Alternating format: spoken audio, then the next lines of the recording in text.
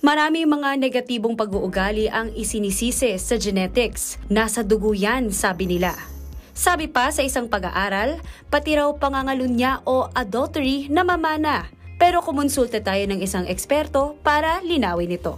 Nung panahon na hindi pa naman civilized ang pamumuhay ng mga tao, talagang expected na ang isang lalaki ay magkaroon ng maraming partners na babae. It means that the inner animal within us, bilang isang living organism, it still contains a certain genetic capacity for getting multiple partners. Ayon sa pag-aaral, nasa 20% ng ating personalidad ay namana natin sa ating mga magulang. Kabilang dito ang ating mga emosyon at pag-uugali.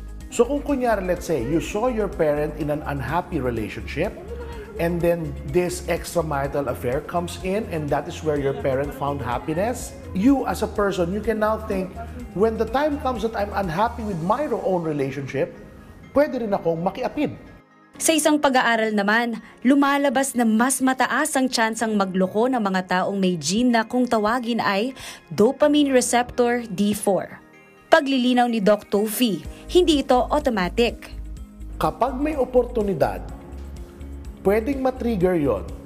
At therefore, kung papayagan ng tao sa sarili niya, pwede magtuloy-tuloy. If their environment does not trigger that kind of behavior, it doesn't support it, it doesn't reinforce it, hindi siya kailangan lumabas.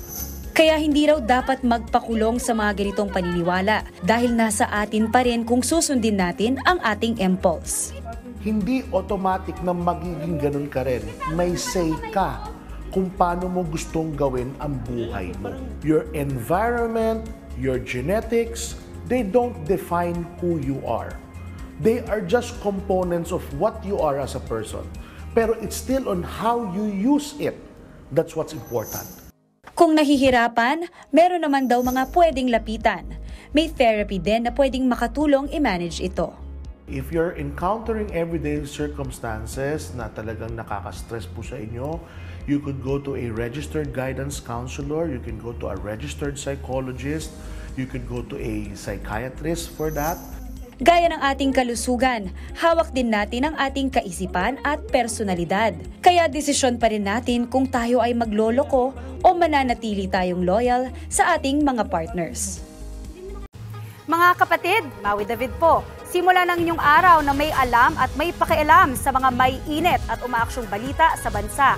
Para maging una sa balitaan, mag-subscribe at mag-follow sa social media pages ng News 5.